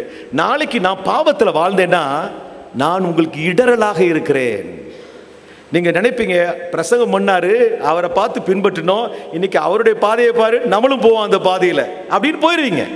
அப்படிதான் சொல்றாரு, மற்றவர்கள் கர்த்தருக்கு மீறி நடக்கிறதுக்கு நீங்கள் காரணமாக இருக்கிறீர்கள் என்று சொல்கிறார். அப்படி இருக்கிறவங்கள என்ன செய்யணுமா? இயேசு சொன்னாரு, அவங்க கழுத்துல எந்திர கல்லை கட்டி சமுத்திரத்தை போய் போடணுமா. எவன் ஒருவன் மற்றவர்களுக்கு இடரலா இருக்கிறனோ அவனுடைய கழுத்துல எந்திர கல்லை கட்டி அவனை சமுத்திரத்தின் ஆழத்திலே போடுங்கள் என்று இயேசு சொன்னார். அருமையான சகோதரனே, சகோதரியே, உங்கள் வாழ்க்கை சாட்சியற்ற வாழ்க்கை மற்றவர்களுக்கு ஆசீர்வாதமாக இருக்கிறதா, இல்லாவிட்டால் இடரலாக இருக்கிறதா? இவர்கள் இடரலாக இருந்தார்கள். 6வதாக, பெற்றோருக்கும் பெரியவர்களுக்கும் கீழ்ப்படியாமல் இருந்தார்கள். கீழ்ப்படியாத பிள்ளைகள். 1 சாமுவேல் 2ஆம் அதிகாரம் 25ஆம் வசனத்திலே, மனுஷனுக்கு விரோதமாக மனுஷன் பாவம் செய்தால் நியாயாதிபதிகள் அதை தீர்ப்பார்கள். ஒருவன் கர்த்தருக்கு விரோதமாக பாவம் செய்வான், ஆனால் அவனுக்காக விண்ணப்பம் செய்யத்தக்கவன் யார்? அவர்களோ தங்கள் தகப்பன் சொல்லை கேளாமல் போனார்கள். அருமையான சகோதரனே, சகோதரியே, அருமையான வாலிபனே, உங்க அப்பா அம்மா பேச்சை கேட்கிறீங்களா? பெரியவங்களுடைய பேச்சை கேட்கிறீங்களா? போதகருடைய பேச்சை கேட்கிறீங்களா? மூத்தவர்களுடைய பேச்சை கேட்கிறீங்களா? நான் என்னுடைய அப்பா அம்மா பேச்சை கேட்டிருக்கிறேன். ஒரே ஒரு காரியத்தில் தான் எங்கள் அப்பா அம்மா பேச்சை நான் கேட்கல. ஊழியக்காரனா போகாத, மிஷனரி ஆகாதேன்னு சொன்னார். ஆண்டவர் கீழ்ப்படிந்தேன். கடைசியில் அப்பா இறந்து போகும்போது சந்தோஷமாக தான் இறந்து போனார். மகன் நல்லதை முடிவுதான் எடுத்தான்னு சொல்லிட்டு தொடக்கத்தில் அனுமதிக்கலை. ஆனால் என்னுடைய தகப்பனுக்கு நான் கீழ்ப்படிந்தேன் என்று உறுதியாக நான் சொல்ல முடியும். அருமையானவர்களே, இவர்கள் 2 பேரும் பெற்றோருக்கும் பெரியவர்கள் கீழ்ப்படியாமல் இருக்கிறார்கள். உன்னுடைய ஆயுசு நாட்கள் நீடித்திருப்பதற்காக உன்னுடைய தாயையும் தகப்பனையும் நீ வாழ்நாளெல்லாம் கீழ்ப்படிந்திருப்பாயாக என்று எபேசியர் 6ஆம் அதிகாரம் 1ஆம் வசனத்தில் பவுல் சொல்கிறார். ஆயுசு நாட்கள் நீடித்திருக்கணும்னா அப்பா அம்மாவுக்கு கீழ்ப்படியணும், பெரியவங்க கீழ்ப்படிங்கன்னு சொல்றார். கீழ்ப்படுகிற மகனாக இருக்கிறோமா? எனக்கு வயசு 65 வயசு, கல்லறைக்கு பக்கத்தில் இருக்கிறேன். ஆனால் என் மனசாட்சிப்படி நான் சொல்லுவேன், என்னுடைய அப்பா அம்மாவுக்கு நான் கீழ்ப்படிந்திருக்கிறேன், பெரியவருடைய வார்த்தையை கீழ்ப்படிந்திருக்கிறேன். அருமையானவர்களே, ஆகவே முதலாவது என்ன பார்த்தோம் என்று சொன்னால், முதல் குறிப்பு என்ன? பரிசுத்தமில்லாத ஊழியம். இரண்டாவதாக பரிசுத்த தேவன் அங்கீகரிக்காத ஊழியம். 1 சாமுவேல் 2ஆம் அதிகாரம் 25ஆம் வசனத்திலே அவர் அங்கீகரிக்கவில்லை என்பதற்கு என்ன அடையாளம்? அவர்களை சங்கரிக்க கர்த்தர் சித்தமாக இருந்தாரா? அவங்கள கொலை பண்றதுக்கு ஆண்டவர் முடிவு பண்ணிட்டாரா? ஊழியம் செஞ்சுக்கிட்டு இருக்காங்க, அவங்கள கொலை பண்ணுவாரா? அப்படிங்க ஊழியம் செய்வனை யாரோ கொலை பண்ணுவாங்களா? ஆண்டவர் கொலை செய்தாரா? இப்படிப்பட்ட ஊழியக்காரனே தேவையில்லை அப்படின்னாரா? உன் காணிக்கை தேவையில்லைன்னு சொல்லி அனனியா சப்பீராலை கொன்று போட்டார் கர்த்தர். அருமையானவர்களே, ஊழியம் இல்லாமல் பாவத்தோடு கூட ஊழியம் செய்து கொண்டிருக்கிறவர்களை கர்த்தர் இன்றைக்கு வரைக்கும் உயிரோடு வைத்திருப்பதற்கு காரணம் கிருபை. கிருபையினால அவங்க தப்பிச்சு உயிரோடு இருக்கிறாங்க. ஆனா ஆண்டவர் நினைச்சா ஒரு நிமிஷத்துல உயிர் எடுத்துட முடியுங்க. பாவம் இல்லாமல் பாவத்தோடு பரிசுத்த தேவனுக்கு பரிசுத்தம் இல்லாமல் ஊழியம் செய்கிறவர்களை கர்த்தர் எந்த நேரத்திலும் விரும்பினால் சங்கரிக்க முடியும். பழைய ஏற்பாட்டிலே பல எடுத்துக்காட்டுகள் இருக்கின்றன. அவர் அங்கீகரிக்கவில்லை. God will never approve a ministry that is done, a mission that is done without holiness and purity and integrity. He may be successful or she may be successful, she may think, but in the eyes of God, the ministry that they are doing without holiness has not been recognized. ஆண்டவரால் அங்கீகரிக்கப்படவில்லை. வேதத்தின் அடிப்படையிலே சொல்லுகிறேன். 1 Samuel 2ஆம் அதிகாரம் 34ஆம் வசனத்திலே ஓப்னி பினகாஸ் என்னும் உன் 2 குமாரன் மேல் வருவதே உனக்கு அடையாளமாயிருக்கும், அவர்கள் இருவரும் ஒரே நாளில் சாவார்கள். அப்பா கிட்ட சொல்றார், ஒரே நாளில் சாவார்கள். என்ன பயமா இருக்கு நினைச்சா? அருமையானவர்களே, நான் உயிரோடு இருக்கிறதுக்கு காரணம் நான் பரிசுத்தவானா இருப்பதனால அல்ல, ஆண்டவருடைய கிருபையினால இருக்கிறேன். ஆனால் பரிசுத்தமாய் ஊழியம் செய்ய வேண்டும் என்ற ஏக்கம், தாகம், அந்த ஆர்வம் குறையவே இல்லைங்க. வாழ்ந்தா பரிசுத்தமா வாழணும், செத்து போயிடணுங்க. பாவத்தோடு ஊழியம் செய்யக்கூடாதுங்க. செத்தாவது போவேனே தவிர பாவத்தோடு ஊழியம் செய்ய மாட்டேன் என்பதிலே நான் உறுதியாக இருக்கிறேன். அந்த உறுதி உங்களுக்கு தேவை. I will serve my holy God because he is holy and I will not serve him without holiness. I will never compromise. அதுதான் உங்களுடைய உறுதிப்பாடாக இருக்க வேண்டும். 1 சாமுவேல் 4ஆம் அதிகாரத்தில் பரிசுத்த தேவன் தோல்வியை அனுமதிக்கின்றார். பாருங்க, 1 சாமுவேல் 4ஆம் அதிகாரம் 2ஆம் வசனம். பெலிஸ்தியர் இஸ்ரவேலுக்கு விரோதமாய் யுத்தம் பண்ண போனார்கள். யுத்தம் அதிகரித்தது. இஸ்ரவேலில் பெலிஸ்தியருக்கு முன்பாக முறியடிக்கப்பட்டார்கள். ஆசீர்வாத இளைஞர் இயக்கத்தினுடைய மிஷனரி பணி தோல்வியிலே முடியும். பரிசுத்தம் இல்லாதவர்கள் இந்த ஊழியத்தை செய்தார்கள். ஆனால் தைரியமாய் சொல்லுகிறேன், வேதத்தின் அடிப்படையில் சொல்லுகிறேன், this organization which has been emphasizing on the importance of holiness should continue to be a holy, pure organization which will continue to emphasize on holiness and purity. பரிசுத்தத்தையும் உண்மையையும் அங்கீகரிக்கின்ற, ஆதரிக்கின்ற, பிரசங்கிக்கிற, அபியாசிக்கிற ஒரு இயக்கமாக ஆசீர்வாத இளைஞர் இயக்கம் இருக்க வேண்டும் என்பதுதான் ஆண்டவருடைய விருப்பம் என்று நான் துணிந்து சொல்கிறேன். அவர்கள் தோல்வியடைந்தார்கள். இஸ்ரவேல் மக்கள் தோல்வி அடைவதற்கு இந்த 2 பேர் தான் காரணங்க. இந்த 2 ஓப்னி பினகாஸ் ஆசீர்வாத இளைஞர் இயக்கத்தில் இருப்பார்களானால் ஆசீர்வாத இளைஞர் இயக்கத்தினுடைய ஊழிய வளர்ச்சிக்கு அவர்கள் தடையாய் இருப்பார்கள். அந்த நபர் நீங்களா இருக்கக்கூடாது, நானா இருக்கக்கூடாதுங்க. நான் இருக்க விரும்பவே இல்லை. நான் செத்தாவது போவனே தவிர என்னுடைய பரிசுத்தத்தை நான் தியாகமிடவே மாட்டேன் என்பதில் உறுதியாக இருக்கிறேன். எனக்கு இன்னும் ஞாபகத்தில் இருக்கிறது, நான் ஒரு ஆங்கில ஆசிரியனாக இருக்கிறேன். I am English professor. I read English books, Crazy book reader. எப்படியோ புத்தகங்கள்லாம் படித்து கொண்டிருந்தேன். ஒரு முறை என்னால் அசுத்தமான புத்தகங்களை படிக்காமல் இருக்க முடியவில்லை. ஒரு நாள் இப்படி ஜெபம் பண்ணேன், இந்த கை ஒரு அசுத்தமான புத்தகத்தை எடுக்குமானால் இந்த கை குஷ்டரோகத்தினால் பாதிக்கப்படட்டும் ஆண்டவரே. Let this hands be infected with leprosy if he touches a book that is unholy என்று தீர்மானம் பண்ணினேன். வைராக்கியம். செத்தாவது போவனே தவிர பரிசுத்தத்தை இழக்க மாட்டேன். இதுதான் இன்றைக்கு ஆசீர்வாத இளைஞர் இயக்கத்தினுடைய இளைஞர்களுக்கு, தலைவர்களுக்கு தேவை. இல்லாவிட்டால் பரிசுத்த தேவன் நம்முடைய ஊழியத்திலே தோல்வியை அனுமதிப்பார். அங்கே தோல்வி வந்தது. போர்க்களத்திலே ஏறக்குறைய 4000 பேர் விட்டு போனார்கள். 4 அதிகாரம் 10ஆம் வசனத்தில் பாருங்க. அப்பொழுது பெலிஸ்தர் யுத்தம் பண்ணினார்கள், முறிந்து போனார்கள் என்று கூடாரங்களுக்கு ஓடி போனார்கள், மிகப்பெரிய சங்காரம் உண்டாயிற்று. இஸ்ரவேலிலே 30,000 காலாட்கள் எழுந்து செத்து போய்கிட்டே இருக்காங்க. மேலே போறதுக்கு பதிலாக வெற்றியை நோக்கி போறதுக்கு பதிலாக தோல்வியை நோக்கி போய் கொண்டிருக்கிறார்கள். அருமையானவர்களே, நீங்களும் நானும் ஆண்டவருடைய மிஷனரி பாரத்திற்கு, ஊழியத்திற்கு ஆசீர்வாதமாக இருக்க வேண்டும். ஆயிரக்கணக்கான மக்கள் நரகத்தை நோக்கி ஓய்கொண்டிருக்கும் போது நம்ம எப்படி பாவத்தில் வாழ முடியும்? எப்படி நம்ம உதாசீனப்படுத்த முடியும்? கற்றுக்கொண்ட பாடங்களை இதே புல்பில் இருந்து, இதே ஆசீர்வாத இளைஞனத்திலிருந்து நான் கற்றுக்கொண்ட பாடங்கள் பரிசுத்தம், உண்மை, ஆண்டவருக்கு வைராக்கியமாக இருக்க வேண்டும், எதை இழந்தாலும் பரிசுத்தத்தை இழக்கூடாது என்று கற்றுக்கொண்ட பாடத்தை நான் ஒரு நாள் என் வாழ்க்கையில் மறக்க மாட்டேன். இன்றைக்கும் அது எனக்கு பாடமாக இருக்கிறது.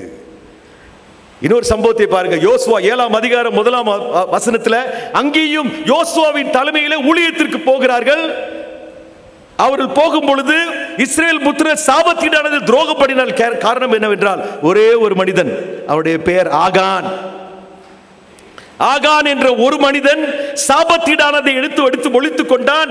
ஆகவே இஸ்ரவேல் புத்திரர் மேல் கர்த்தருடைய கோபம் மூண்டது. யோசுவா 7ஆம் அதிகாரம் 4ஆம் 5ஆம் வசனத்திலே அப்படியே ஜனங்களில் ஏறக்குறைய 3000 பேர் அவ்விடத்திற்கு போனார். ஆனாலும் அவர்கள் ஆயின் மனுஷருக்கு முன்பாக நீங்க எவ்வளவுதான் பெரிய கூட்டம் சேர்த்தாலும் ஒன்றும் சாதிக்க முடியாதுன்னு ஆண்டவர் சொல்றார். ஆண்டவருக்கு கூட்டம் முக்கியம் அல்ல, பரிசுத்தமாய் இருக்கிற ஒரு ஆணை, பரிசுத்தமாய் வாழ துடிக்கின்ற ஒரு பெண்ணை ஆண்டவர் தேடுகிறார். அவர்களை கொண்டு பெரிய காரியங்களை சாதிக்க வேண்டும்.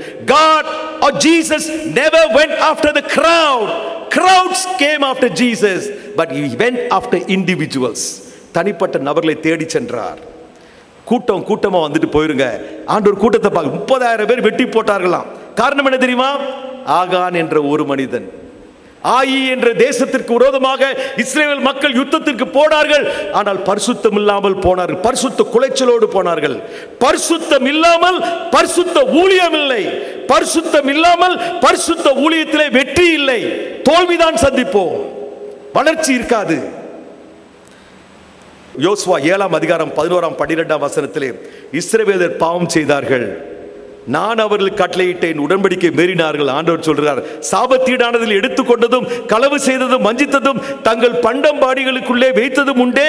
ஆதலால் இஸ்ரவேல் புத்திரர் தங்கள் சத்துருவுக்கு முன்பாக நிற்க கூடாமல் தங்கள் சத்துருவுக்கு முதுகை காட்டினார்கள், அவர்கள் சாபத்தீடானார்கள். நீங்கள் சாபத்தீடானதை உங்கள் நடுவிலிருந்து நிக்கிரகம் பண்ணாவிட்டால் இனி உங்களோடு நான் இருக்க மாட்டேன்கிறார். I will never be with you if you are not with me.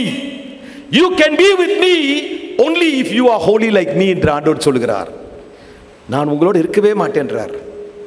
யோசுவா 7ஆம் அதிகாரம் 20ஆம் வசனத்திலே அப்பொழுது ஆகான் யோசுவாவுக்கு பிரதியுத்தரமாக, மெய்யாகவே நான் இஸ்ரவேலின் தேவனாகிய கர்த்தருக்கு விரோதமாக பாவம் செய்தேன். பாவத்தை ஒத்துக்கிட்டான். அருமையான சகோதரனே, சகோதரியே, நீங்களும் நானும் பரிசுத்த தேவனுக்கு முன்பாக அவர் விரும்புகிற அளவுக்கு பரிசுத்தமாக இருக்க முடியாது. நம்முடைய நிலைமையை ஒத்துக்கொண்டு ஆகானை போல ஆண்டவருக்கு முன்பாக நிற்க வேண்டிய அவசியம்.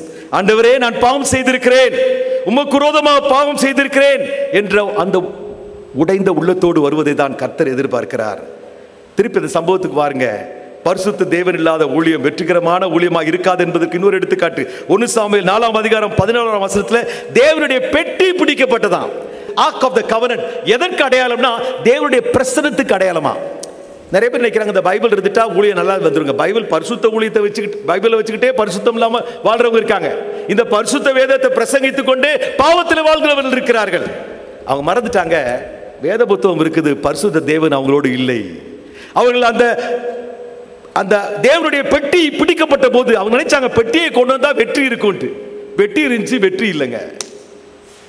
ஏன்னா ஆண்டவர் இல்லைங்க. வேதம் இருக்கலாம், அழகான பிரசங்கம் இருக்கலாம், அதிகமான நிகழ்ச்சிகள் இருக்கலாம், பரிசுத்தம் இல்லாமல் கர்த்தர் நம்மோடு இல்லைங்க. If God is not with me, whatever I am speaking is waste of time. ஆண்டவர் கூட இல்லாவிட்டால், என் மூலமாக பேசாவிட்டால், நான் எவ்வளவுதான் அழகான பிரசங்கம் பண்ணாலும் ஒன்னு சத்தம் தான். It's noise, not the voice of God. வெறும் சத்தம். சத்தம் வந்து ஒரு மனிதனை மாற்றாது. ஆண்டவருடைய வார்த்தை தான் மாற்றும். ஆகவே பரிசுத்தம் இல்லாமல் ஊழியம் செய்த போது வெற்றி கிடைக்கவில்லை. கடைசியில் என்ன நடக்குது பாருங்க. பரிசுத்த தேவனின் தண்டனையை பார்க்கிறோம். 1 சாமுவேல் 4ஆம் அதிகாரம் 11ஆம் வசனம். ஏலியின் 2 குமாரராகிய ஓப்னியும் பினகாசும் மாண்டார்கள். 18ஆம் வசனம். அவன் தேவனுடைய பெட்டியை குறித்து சொன்ன உடனே ஏலி ஆசனத்திலிருந்து வாசல் பக்கமாய் மல்லாக்க விழுந்தான். அவன் கிழவனும் ஸ்தூலித்தவனுமாய் இருந்தபடியால் அவன் பிடரி முறிந்து செத்து போனான். சாவு பாருங்க. மக்கள் செத்து போனார்கள், தலைவர்கள் செத்து போனார்கள், கடைசியில் ஆசாரியனும் செத்து போறான். அவன் இஸ்ரவேலை 40 வருஷம் விசாரித்தான், கடைசியில் செத்து போயிட்டாங்க. அருமையான சகோதரனை, இதை படிக்கும்போது உள்ள உடையுது. நான் ஆண்டவர்கிட்ட கேட்டது, ஆண்டவரே நான் இந்த மனுஷனாக இருக்கக்கூடாது ஆண்டவரே. நான் ஒரு ஓப்னி பினகாசா இருந்தேன். அவங்களுக்கு தான் சொல்லுங்க, நான் எனக்கு சொல்கிறேன். ஆண்டவரே நான் ஒரு ஓப்னி பினகாசா இருந்துட வேணாம் ஆண்டவரே. 40 வருஷமா 45 வருஷமா உமக்காக வாழ்ந்துட்டு என்னுடைய பரிசுத்தத்தை நான் இழந்து விடக்கூடாது ஆண்டவரே. நான் சாகாமல் இருக்கிறதுக்கு உடைய கிருபைதான் காரணம் ஆண்டவரே என்று கர்த்தரிடத்தில் சொல்கிறேன். யாரை கர்த்தர் பயன்படுத்துகிறார்? தாம் யார் என்பதை புரிந்து கொண்ட நபரையே தேவன் பயன்படுத்துவார். தாம் யார் என்பதை புரிந்து கொண்ட நபரையே ஆண்டவர் பயன்படுத்துவார். அதனாலதான் ஓப்னி பினகாசும் கர்த்தரை அறியவில்லை என்று சொல்லியிருக்கிறது. கர்த்தர் யார் என்று ஏசாயா புரிந்து கொண்டான். ஏசாயா 6ஆம் அதிகாரம் 1ஆம் வசனத்திலே, உசியா ராஜா மரணம் அடைந்த வருஷத்திலே ஆண்டவர் உயரமும் உன்னதமுமான சிங்காசனத்தில் வீற்றிருக்க கண்டேன். ஏசாயா 6ஆம் அதிகாரம் 3ஆம் வசனத்திலே ஒருவரை ஒருவர் அவர்கள் நோக்கி சேனைகளின் கர்த்தர் பரிசுத்தர் பரிசுத்தர் பரிசுத்தர், பூமி அனைத்தும் அவருடைய மகிமையினால் நிறைந்திருக்கிறது என்று கூப்பிட்டு சொன்னார்கள். My dear brothers and sisters, the God of Blessing Youth Mission is a God of holiness. You and I need to know that we are worshiping a holy God. இதை அறியாவிட்டால் நாம் செய்கிற ஊழியம் ஆண்டவரால் அங்கீகரிக்கப்படாது. தாம் யார் என்பதை புரிந்து கொண்ட நபரையே தேவன் பயன்படுத்துகிறார். இந்த செய்தியை நான் தயாரித்துக் கொண்டிருக்கும் போது ஆண்டவர் என்ன தயாரிச்சாருங்க? என்ன வந்து சுட்டி காட்டினார், என்ற குறைகளை சுட்டி காமிச்சார். என்னுடைய வாழ்க்கையில் இருக்கிற பலவீனத்தை சுட்டி காண்பித்தார். நீங்கள் நானும் உட்கார்ந்து இருக்கிற பூமி பரிசுத்த பூமி. நீங்கள் நானும் பேசிக் கொண்டிருக்கிற ஊழியம் பரிசுத்த ஊழியம். உங்களுடைய கையிலே என்னுடைய கையில் இருக்கிறது பரிசுத்த வேதாகமம். அந்த பரிசுத்த தேவனுக்கு ஊழியம் செய்ய நாம் அழைக்கப்பட்டிருக்கிறோம். தான் யார் என்பதை புரிந்து கொண்ட நபரையே ஆண்டவர் பயன்படுத்துவார். 6ஆம் வசனத்தில் அப்புறம் தான் ஆண்டவர் சொல்றாரு, இவர் சொல்றார், ஏசாயா ஐயோ அதமானேன், நான் அசுத்த உதடுள்ள மனுஷன், அசுத்த உதடுகளுள்ள ஜனங்களின் நடுவில் நான் வாசமாயிருக்கிறேன். சேனைகளின் கர்த்தராகிய ராஜாவை என் கண்கள் கண்டது. God uses those who have come to know that He is a holy God. Isaiah realized that he was worshiping and serving a holy God. கர்த்தரை ஆண்டவரை புரிந்து கொண்டான், கதறினான்.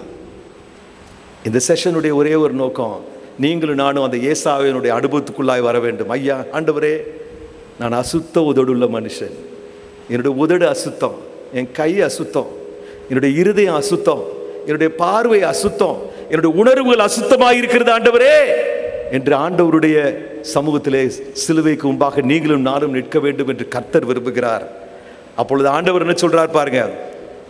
அப்படி ஏசாயா கதறின போது, ஐயோ அதமானேன், நான் அசுத்த உதடுள்ள மனிதன் என்று கதறின போது கர்த்தர் என்ன செய்கிறார் பாருங்க. 6ஆம் 7ஆம் வசனத்தில், அப்பொழுது சேராபீன்களில் ஒருவன் பலிபீடத்திலிருந்து தன் கையில் பிடித்த குறட்டால் ஒரு நெருப்பு தழலை எடுத்து என்னிடத்தில் பறந்து வந்து அதனால் என் வாயை தொட்டு, இதோ உன் உதடுகளை தொட்டதினால் உன் அக்கிரமம் நீங்கி கழுவப்படுகிற அனுபவம். A cleansing is needed. A purification is needed before a person can be used by God. அவருடைய பாவத்தை நிவர்த்தி செய்கிறார் கர்த்தர். ஏசாயா 6ஆம் அதிகாரம் 8ஆம் வசனத்தில் அப்பதான் ஆண்டவர் சொல்றாராம், பின்பு யாரை நான் அனுப்புவேன். அருமையான சகோதரனே சகோதரி, இந்த வார்த்தை தான் என்னை மாத்துச்சுங்க. இன்னைக்கு நான் உங்க முன்னாடி நிற்கிறதுக்கு காரணம் இந்த வார்த்தை, அதே வசனங்க.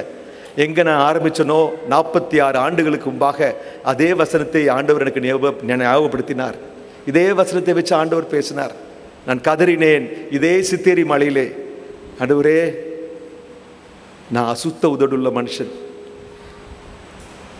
என்று ஆண்டவர்கிட்ட கதறினேன். அப்போ ஆண்டவர் சொல்றாரு என்கிட்ட பார்த்து, நான் யாரை அனுப்புவேன், யார் நமது காரியமாய் போவான் என்று உரைக்கிற ஆண்டவருடைய சத்தத்தை கேட்டேன். அதற்கு நான் இதோ அடியேன் இருக்கிறேன் ஆண்டவரே, Here my Lord, send me. ஆண்டவரே நான் போறேன் ஆண்டவரே, யாரும் போகலைன்னா நான் போறேன் ஆண்டவரே என்று என் வாழ்க்கையை அன்றைக்கு அர்ப்பணித்தேன். என் வாழ்க்கையிலே ஒரு பெரிய மாற்றத்தை என் தேவன் கொண்டு வந்தார். இன்றைக்கு நான் ஒரு ஊழியக்காரனாய் ஒரு மிஷனரியாய் இருப்பதற்கு இந்த வசனம் ரொம்ப முக்கியங்க. என்னோடு தெளிவாக ஆண்டவர் பேசினார். அருமையான சகோதரனே சகோதரியே, ராபர்ட் முரே சொல்லுகிறார், how diligently a cavalry officer, அதாவது ஒரு காலாட் படையினுடைய ஒரு அதிகாரி எப்படி தன்னுடைய கத்தியை ஷார்ப்பாக வைத்துக் கொள்வாரோ, கிளீனா வைத்துக் கொள்வாரோ, அப்படிதான் ஆண்டவர் நீங்களும் நானும் சுத்தமாக ஷார்ப்பாக இருக்க வேண்டும் என்று விரும்புகிறாராம். அப்படிப்பட்ட ஆயுதம் எப்படி இருக்கணுமா? His instrument, I trust a chosen vessel unto him to bear his name in great measure. So we need to be like Jesus. இயேசுவை போல பரிசுத்தமா இருக்கும் பொழுது, இயேசுவை பிதா பயன்படுத்தினது போல உங்களையும் என்னையும் அவர் பயன்படுத்துவார். We are called to be a holy vessel. Purity precedes success in soul winning. பரிசுத்த ஊழியத்திற்கு முன்பாக பரிசுத்த வாழ்க்கை, பரிசுத்த ஊழியத்தின் வெற்றிக்கு முன்பாக பரிசுத்த வாழ்க்கை அவசியம். நீங்கள் நான் இன்னைக்கு காலையில் ஆண்டவருடைய சமூகத்தில் வந்திருக்கிறோம். நானும் வந்திருக்கிறேன், உடைஞ்ச உள்ளத்தோடு வந்திருக்கிறோம். 2 தீமோத்தேயு 2ஆம் அதிகாரம் 20ஆம் 21ஆம் வசனத்திலே என்னோடு கூட அடிக்கடி பேசுகிற ஒரு வசனம். 2 தீமோத்தேயு பைபிள் வச்சிருக்கவங்க தயவு செய்து வாசிங்க. ஆங்கிலத்தில் இருக்கிறது, தமிழில் எடுத்து வாசிக்க விரும்புகிறேன். 2 தீமோத்தேயு 2ஆம் அதிகாரம் நமக்கெல்லாம் தெரிந்த ஒரு வசனம். 20ஆம் அதிகாரம் 21ஆம் வசனம். ஒரு பெரிய வீட்டிலே பொன்னும் வெள்ளியுமான பாத்திரங்களும் அல்லாமல் மரமும் மண்ணுமான பாத்திரங்களும் உண்டு. அவைகளில் சில கனத்திற்கும் சில கனவீனத்திற்கும் ஆனவைகள். ஆகையால் ஒருவன் இவைகளை விட்டு தன்னை சுத்திகரித்துக் கொண்டால் அவன் பரிசுத்தமாக்கப்பட்டவனும் எஜமானுக்கு உபயோகமானதும் எந்த நற்கிரியைக்கும் ஆயத்தமாக்கப்பட்டதுமான கனத்துக்குரிய பாத்திரமாய் இருப்பான் என்று ஆண்டவர் சொல்லுகிறார். என்னுடைய வாழ்க்கையில் ஒரே ஒரு ஆசை தான், ஆண்டவரே, I want to be a holy, useful vessel to me. I don't want fame, I don't want name, I don't want position, I don't want property, I don't want anything, but I want to be a holy vessel in your holy hands.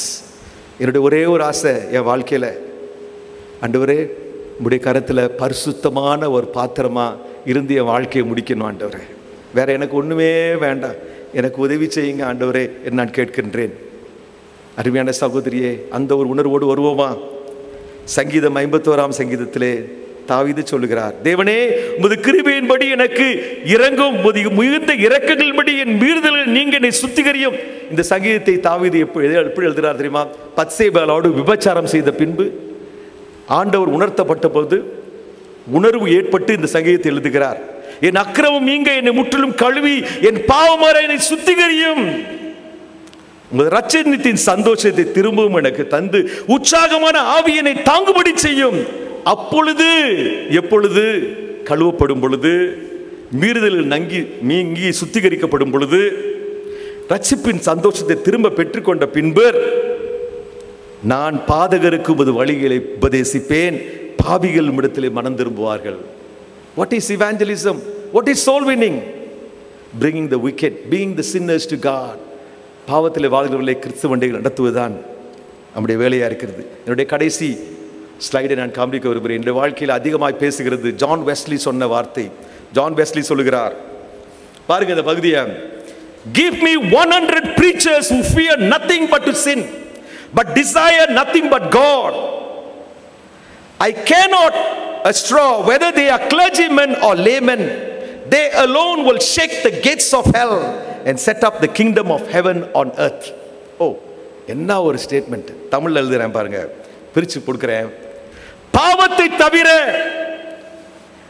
வேறு எதற்கும் அஞ்சாத, கடவுளை தவிர, தேவனை தவிர வேறு எதற்கும் ஆசைப்படாத 100 பிரசங்கிகளை எனக்கு கொடுங்கள். அவர்கள் போதகர்களாக இருந்தாலும் சரி, சாதாரண மனிதர்களாக இருந்தாலும் சரி, அவர்கள் மட்டுமே நரகத்தின் வாயில்களை அசைத்து பூமியில் தேவனுடைய ராஜ்யத்தை ஸ்தாபிப்பார்கள், நிறுவுவார்கள். The need of the hour in Blessing Youth Mission, the need of the hour in India, the need of the hour in the churches in India, 100 men who fear nothing but to sin and desire nothing but God. You don't need to be a preacher, you don't need to be a theologian, you don't need to be a pastor. You just need to be a man who doesn't desire anything but God and who will not fear anything but only to sin. எதுக்கு மட்டும் பயப்படணும்? பாவம் செய்யறதுக்கு மட்டும் பயப்படணுங்க. வேற யாருக்கும் பயப்பட வேண்டிய தேவையில்லைங்க. எதை மட்டும் ஆசைப்படணும்? பணம் இல்ல, சொத்து இல்ல, பதவி இல்ல, பட்டம் இல்ல, உயர்வு, ப்ரமோஷன் இல்ல. என் இயேசு தான் எனக்கு தேவை, வேற ஒண்ணுமே எனக்கு ஆசை இல்லை. இயேசுவை தவிர எனக்கு ஆசை இல்லை அப்படின்னு சொல்ற 100 பேர் இருந்தா போதுமாங்க. அவர்களை கொண்டு பாதாளத்தின் வாசல்களை அசைத்து தேவனுடைய ராஜ்யத்தை ஸ்தாபிக்க முடியும். The greatest need in the church and missions and in Christianity is this. நான் அந்த ஒரு மனிதனா இருக்க விரும்புறேங்க. வேற எதையும் நான் விரும்ப எனக்கு ஆசை இல்லை. என் இயேசு தான் எனக்கு எல்லாம். அவர் தான் எனக்கு உயிர் நாடி. அவர்னால தான் நான் உயிரோடு இருக்கிறேன். அவர்னால தான் ரட்சிக்கப்பட்டிருக்கிறேன். பாவம் செய்கிறது தவிர வேறு எதுக்கும் நான் பயப்பட வேண்டிய தேவையில்லை. ஆனால் பாவம் செய்யணும்னா பயப்படணுங்க. அருமையான சகோதரனே, சகோதரியே, கண்களை மூடி ஜெபிப்போம். ஆண்டவரே, நான் அந்த ஒரு மனிதனாக இருக்க விரும்புகிறேன். என்னை அந்த மனிதனாக மாற்றும். இயேசுவை தவிர வேறு எதையும் நான் நேசிக்கவில்லை. உம்மை மட்டுமே நேசிப்பேன். பாவம் செய்வதற்கு மட்டுமே பயப்படுவேன் ஆண்டவரே என்று சொல்றவங்க தயவு செய்து எழுந்து நில்லுங்க. தயவு செய்து எழுந்துடுங்க. நான் இனிமேல் ஆண்டவரே பாவத்தை வெறுப்பேன். பாவத்தோடு நான் ஊழியம் செய்ய மாட்டேன் ஆண்டவரே. என் வாழ்க்கையை உம்முடைய கரத்தில் ஒப்புக் கொடுக்கிறேன். இந்த ஒரே ஒரு வாழ்க்கை தான் ஆண்டவரே. இந்த வாழ்க்கை எந்த நேரத்திலும் கடந்து போய்விடும், முடிந்து போய்விடும் ஆண்டவரே. உமக்காக ஆண்டவரே வாழ்ந்து ஆத்தும ஆதாயம் செய்து அநேகரை சொர்க்கத்திலே சேர்க்க என்னை அர்ப்பணிக்கிறேன் ஆண்டவரே. அதற்கு முன்பாக என்னை கழுவும், என்னை பரிசுத்தப்படுத்தும், என்னை சுத்திகரியும் ஆண்டவரே. உண்மை உத்தமமாய் பரிசுத்தமாய் வாழ்ந்து வாழ்க்கையை முடிக்க விரும்புகிறோம். எனக்கு உதவி செய்யும், எங்களுக்கு உதவி செய்யும் ஆண்டவரே. இரத்தத்தின் ஆலைகளை கழுவி சுத்திகரியும் ஆண்டவரே. எங்களை பரிசுத்த கருவிகளாய் மாற்றும், உதவி செய்யும். அர்ப்பணிக்கிறோம். இயேசுவின் நாமத்தினாலே வேண்டிக் கொள்கிறோம் நல்ல பிதாவே, ஆமென்.